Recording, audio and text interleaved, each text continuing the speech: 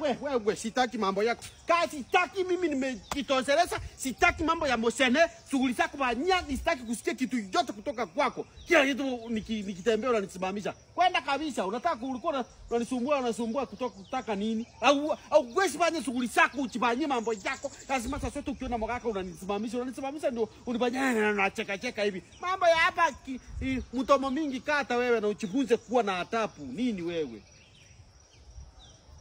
Mogaka nilikuwa nakwambia ivunje nzito. Ha?